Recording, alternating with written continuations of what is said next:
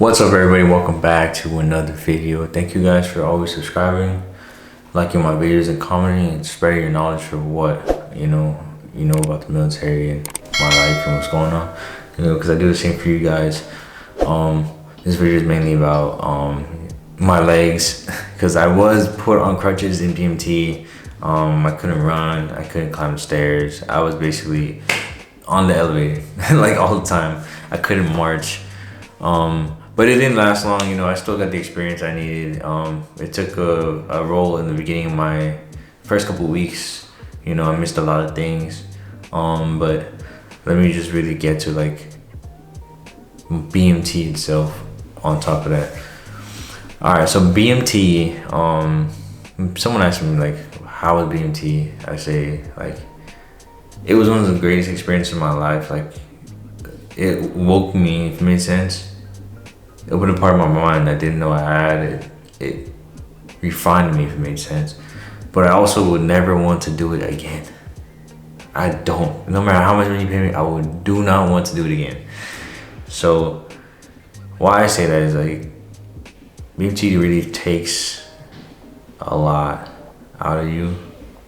I was so stressed mentally. No, actually physically and then mentally first. Because the first week I was so physically stressed that I didn't know. And when you're physically stressed, you cannot go to the bathroom. I didn't go to the bathroom till like, I got to BMT at like on a Wednesday. I didn't go till like a Saturday, the Saturday, following Saturday. So I didn't realize that was a thing. And when I actually went to the bathroom, I was like, yo, what the heck? So BMT was just like, it's just so much stuff. Your mind is on so much different tasks. So you gotta make sure the bathroom's clean. You gotta make sure your bed is spread. You gotta make sure everything is cohesive and clean and just OCD clean, A1. You can't slip up on anything or you get in trouble. Or everybody gets in trouble for your mistake. And you don't want to get everybody else in trouble because they all come to you at the end of the day and cuss you out and just get on you about it. And it's just like that for everybody. And then on top of that, there's drama. There's everybody's egos. There's beef going on. It's just being in your favorite, the most wildest class in high school, and you live with them and work with them and learn with them for 8 weeks. But I was there for 7. So yeah, when I got to BMT, like, I pulled up on the bus. They gave me my black backpack. I was like, cool. It's just like on the video. And then as we were walking to Disneyland, I was in Disneyland and Alcatraz. No, I was in Disneyland and the Wolfpack.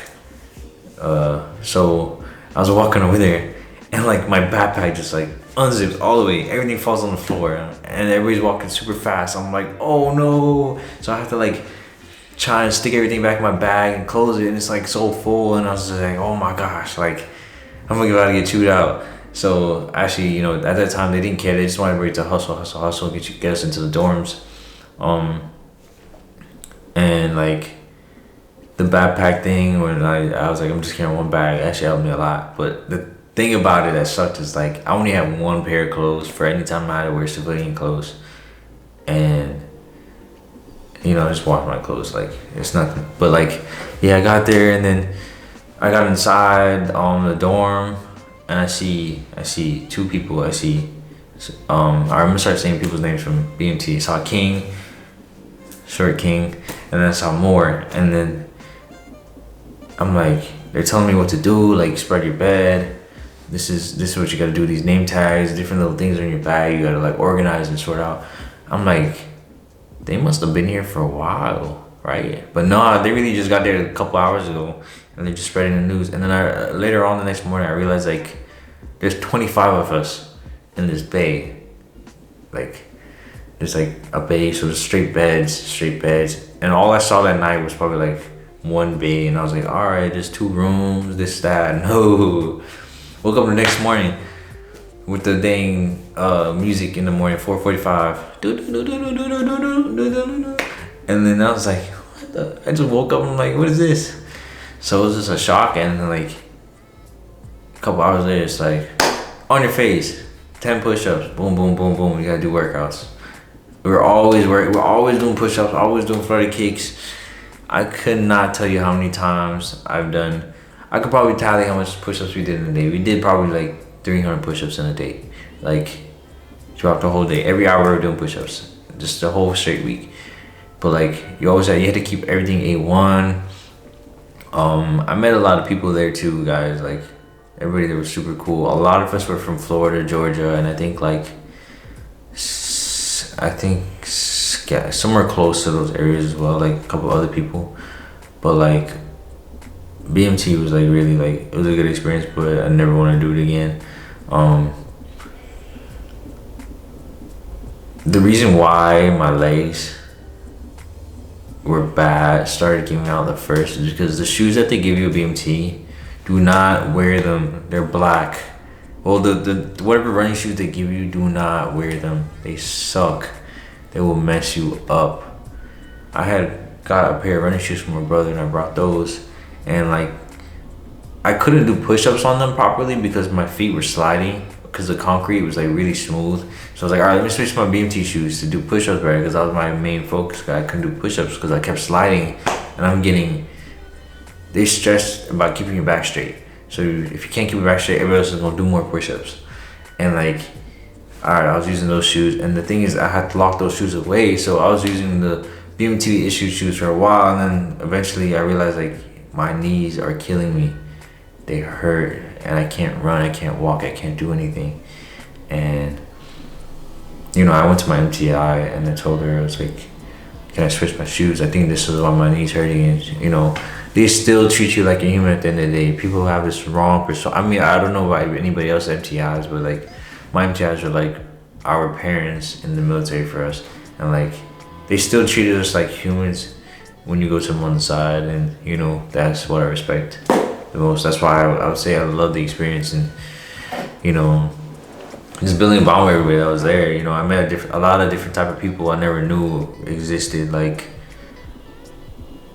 so there's 25 of us, so there's different type of people from all over the country, like Florida and Georgia. And like, I don't really talk to a lot of people, and it's just different. You know, I feel like I was in high school again. And you know, we just all had to like grow together, get past our differences. Yeah, we all had beef and stuff like that, and like, if the MTIs found out we all had beef or we didn't like each other, we all got punished we all had to do push-ups for, like, we all had to get closer and work smarter against the MTIs and work as a team to make things work. Because we got inspected for every little thing you could think about. The bathroom, there's a piece of hair in the sink that was probably like the size of a dang ant. You're failing, and you gotta go outside and get smoked. You got smoked for everything. We were probably like one of the worst flights. I'm not gonna lie, we got smoked a lot. There was a morning where Master Sergeant Taylor came in because the night before, like when you go to sleep, they play the anthem, whatever it is again, and you gotta hit the bed. You can't get out of your bed unless you have to go to the bathroom, and you can't talk. They came in on us, and we're all talking in the middle of the night. Next morning, you hear the trumpets wake you up. No, actually, I didn't even hear the trumpets. It was like 5 minutes before we were supposed to be woken up. I hear Sergeant Taylor coming, wake up, wake up. And then on your face, literally, I was on my bed sleeping. I had to roll off my bed onto my face, doing straight push-up, boom, boom, boom, right? And that was the same morning we had our PT test. So like, it was not fair, man. I'm telling you, I barely passed that PT test. Cause that kind of took some toll. That kind of took out some of the push-ups I wanted to savor, you know, the PT test. And I was also going through like my knee thing at the same time. At the time I didn't go to the doctor or anything like that yet to read. They call it read in BMT. So yeah, like it was so bad. The whole day we got smoked. Every 10 minutes, flurry kicks, push-ups. Like, I remember even like, we're doing drill movements outside, and he's like, on your face, and we're like, whoa. And then he's like, he told Cologne to get up. He's like, oh, you think you're special, right? And then, because he told Cologne to stop doing push-ups, and everybody else was on their face still doing push-ups. He's like, oh, you think you're special, right? Get back on your face. Like, everybody started doing. We're just getting smoked for no reason, but it was because we stayed up at night. Like, you just back to back to back, and it's just like, it's just so mentally stressful because you start getting like tension with each other and just continually, like, it was just so much, man. Like, I remember like crying to my wife on the phone because every week they gave us about 5 minutes on the Thursdays, every Thursday to call, and it's only because of COVID. If it wasn't for COVID, you know, you only get 2 calls for the whole 8 weeks. But I just remember that first phone call where I was able to call her, for those 5 minutes. I was just crying, like I just missed her. Like, it wasn't because of BMT, like how stressful and hard it was. It's just I missed the comfort that I have from her, where I'm able to speak to her and like vent to her about how I feel. Because in there you can't call, you can't do anything like that, but like write letters, and sometimes you forget, like, because there's so much things on you. The only time you're able to write letters are like at the end of the day, like after 5 o'clock. You know, you write your letters before the sun goes down. You can go drop it out of the mailbox. But like, I was crying to her. Like, it was just stressful. Yes, it was challenging. You got to be resilient to all these things, and I was accomplishing them. Like, I passed those. But the hardest part about it was just not being able to speak to someone. You know, yes, I could have spoke to the people there, but no one understood me, or I was more comfortable with than my wife. Like, I talked to her about everything that stressed me out, any problem, anything, you know. So like, I was just crying to her, and like, man, them 5 minutes was like the worst 5 minutes of my life. Like, it felt like 2 seconds, and then when you hang up, bro, I seen everybody crying too. So I wasn't the only one. Like, the thing is, we all were there for each other when we started, and when everyone was crying. But like, after that, you know, people still had their beef and stuff like that, and these egos and trying to work together, because a lot of us just were tired of like people messing up and getting smoked for it. But like,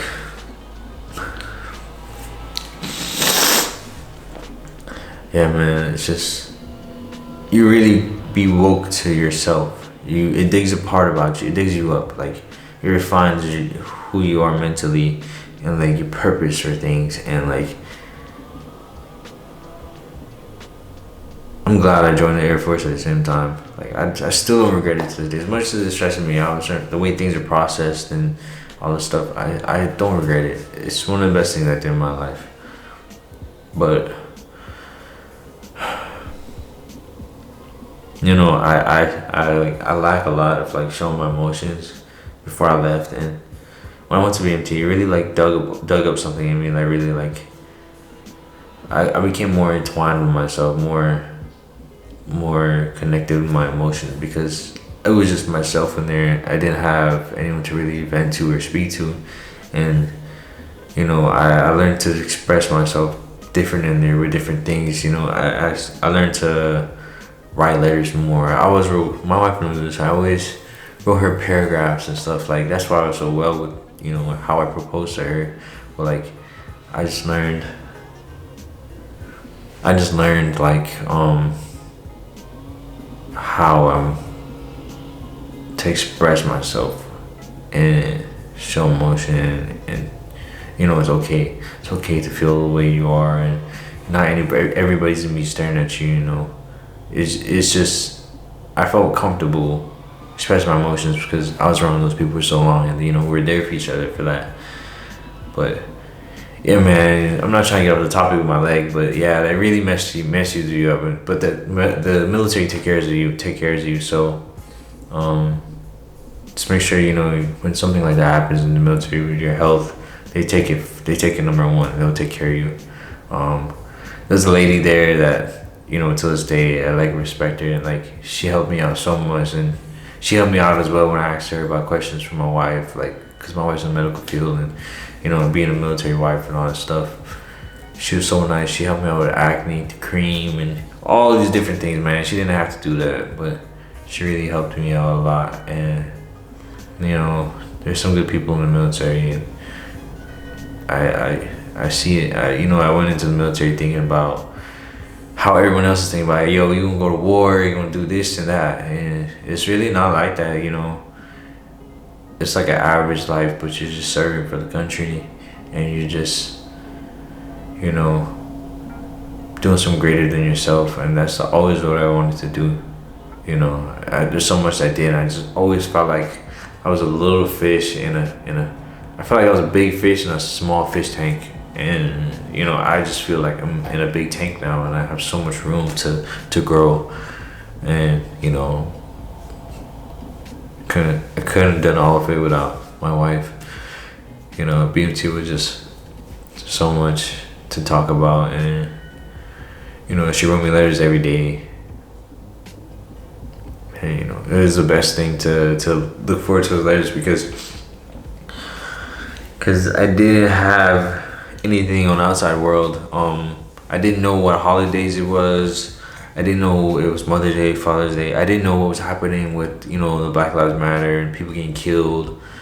I didn't know about any of those things. So she told me, and she wrote me letters every day, guys, like every day, always checking on me, and it really shows who she is. And I already knew who she was, but it's the thought that matters with all of it, and like the person she is. And I couldn't ask for anybody better. I couldn't. It's good that we set that up. We made a video about this though. We'll talk about that. Me and her made a video about this already. I just gotta post it. But yeah, so getting off topic.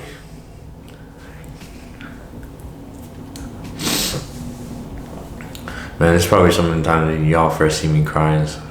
This is probably the second time. I don't know if you see me crying, man, it's something deep. Oh, the camera.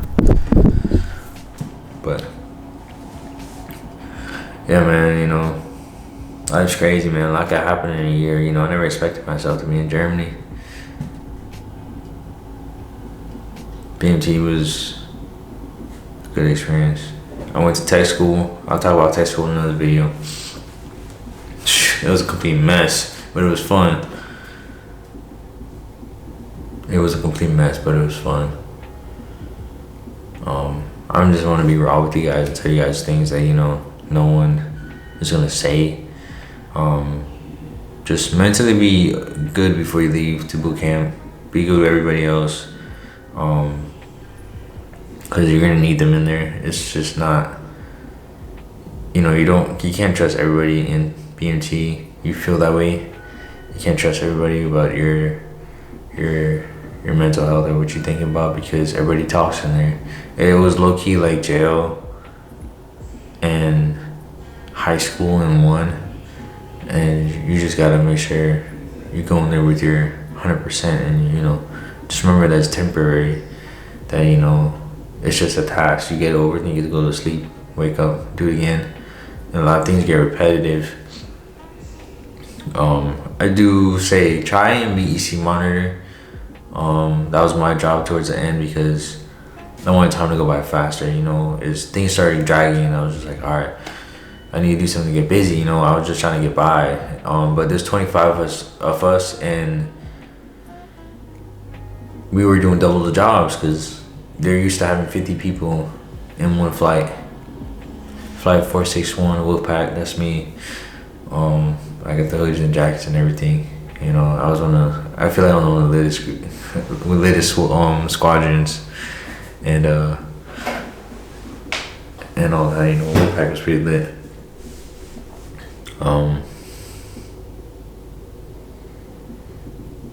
Yeah, man, just try to find some people that you can relate with. Try and be some friends with some people. I was mostly to myself, but try and be there for everybody, because you never know where people come from. Some people, this is their only option to do. They don't have anywhere to go back to. They don't, this is the best thing they can do for themselves and their family.